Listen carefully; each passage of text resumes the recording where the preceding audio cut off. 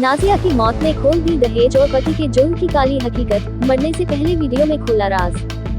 गोंडा जनपद कोतवाली नगर क्षेत्र से एक दिल दहला देने वाला मामला सामने आया है, जहां दहेज की प्रताड़ना और पति के जुर्म से तंग आकर एक युवती ने अपनी जान दे दी। न्यू इंडिया नगर कॉलोनी निवासी मोहम्मद उस्मान की बेटी नाजिया इस्माइल शेख ने 20 अक्टूबर 2025 की सुबह करीब 9 बजे फांसी लगाकर आत्महत्या कर ली। मृतका के पिता मोहम्मद उस्मान ने बताया कि नाजिया की शादी वर्ष 2022 में मुंबई के कुर्ला निवासी शेख इमरान उर्फ इमरान अली से हुई थी। शादी के बाद से ही ससुराल पक्ष उस पर 2 लाख रुपए और बाइक लाने का दबाव बना रहा था। लगातार हो रहे मानसिक और शारीरिक उत्पीड़न से तंग आकर नाजिया ने ये खौफनाक कदम उठाया। सबसे चौंकाने वाली बात यह है कि नाजिया ने मौत से पहले एक वीडियो जारी किया, जिसमें उसने अपने पति पर अत्याचार और जबरन तलाक देने के दबाव का खुलासा किया। वीडियो में नाजिया ने कहा कि वह तलाक नहीं चाहती थी, लेकिन पति लगातार उसे प्रताड़ित करता रहा। नाजिया का 1.5 साल का एक बेटा भी है, जो अब मां की ममता से वंचित हो गया है। शोक में डूबे परिवार ने कोतवाली नगर में तहरीर देकर ससुराल पक्ष पर सख्त कार्रवाई की मांग की है। फिलहाल पुलिस ने मामले की जांच शुरू कर दी है और वीडियो को भी सबूत के तौर पर अपने कब्जे में लिया है। गोंडा में फिर गूंजा सवाल, कब तक बेटियां दहेज की आग में जलती रहेंगी। जी क्या नाम है आपका, क्या हुआ है? आसियाबाद। क्या हुआ? बेटिया को वहाँ तंग कर रहे, वही नाते हम लेकर चली आए रहे। 3 साल से परेशान किए रहे, मौका मांगा दिए, वो किया, तब वो फिर परेशान करे, लेकर चली आए। कौन परेशान कर रहा है? ससुराल वाले, उनका आदमी। क्या नाम है? उनके आदमी का इस्माइल नाम है। रुपया पैसा का वही करत रहे, वैसे चुपे चुपे लड़की हमसे बताई से नहीं कि बड़े रुपया का मामला है। अगर शादी ब्याह एक लड़की का किया तो क्या और लालच बढ़ गया, तो वह कहीं और हम दो रुपया, तो लड़की हमसे बताई से नहीं, लड़ाई दोनों जन चलत रहा, तो कहीं 3 लाख हम दे दो, तिलाक दे दो, ले लो। फिर अपने इनके बाप से कहीं, लड़की के बाप से कहीं वो इस्माइल फिर अपन लड़की को तिलाक ले लो, कागज अभी कैसे फांसी लगाई।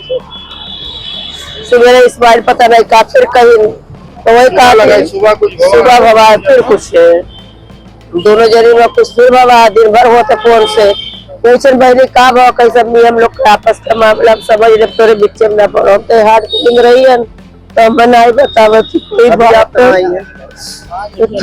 कोतवाली तहरीर दिया है। पर्ची दीजिए, क्या हुआ है?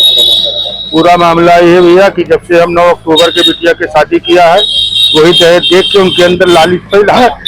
हाँ, रोज बिटिया के कम से कम सवेरे संध्या 30 मार तो अत्याचार करते रहे, हम तिलाक दे देंगे, तुमको छोड़ देंगे, ये है वो है, फलाना है, धमाका है।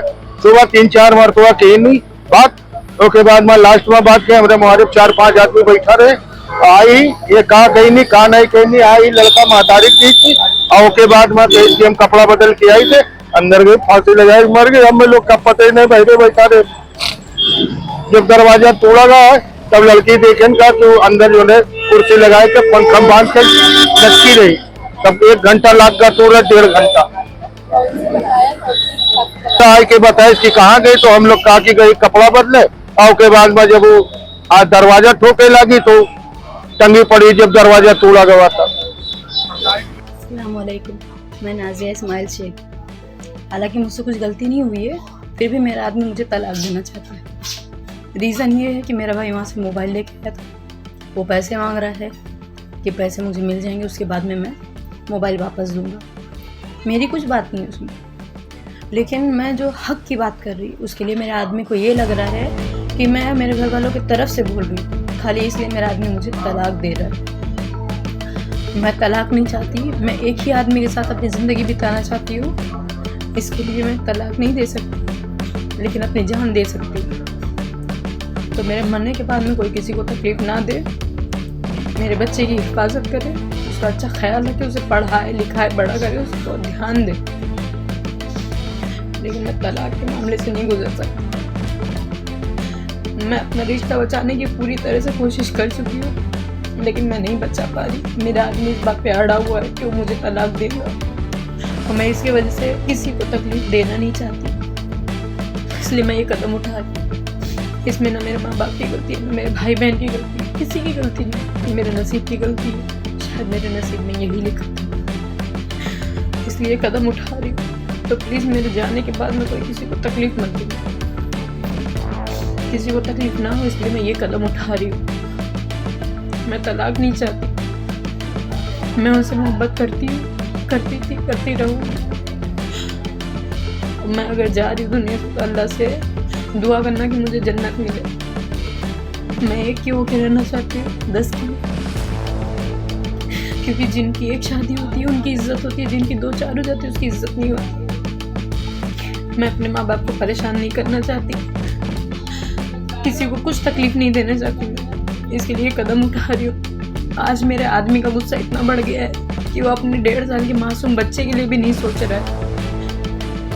वो कह रहा है बच्चा मुझे दे दो, लेकिन मैं बच्चा देने के लिए तैयार नहीं हूँ। तो कहता है बच्चा अपने पास रखो, एक बच्चा छोड़ चुका हूँ तो इसे भी छोड़ सकता हूँ।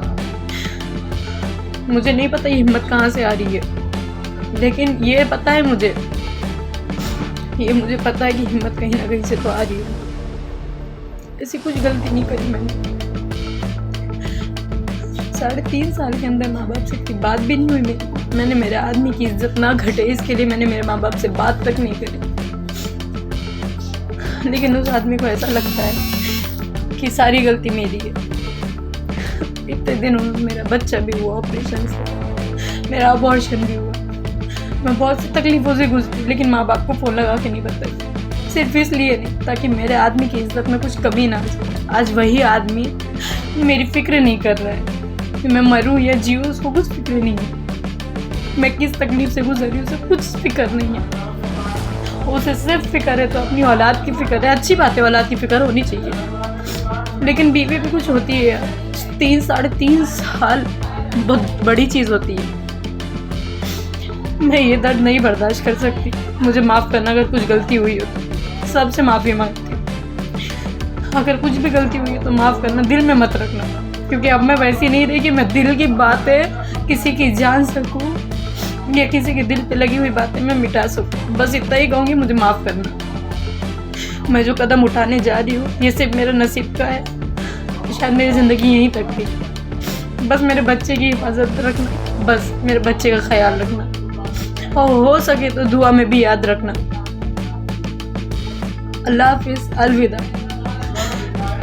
मेरे लिए दुआ करना मेरे हक में।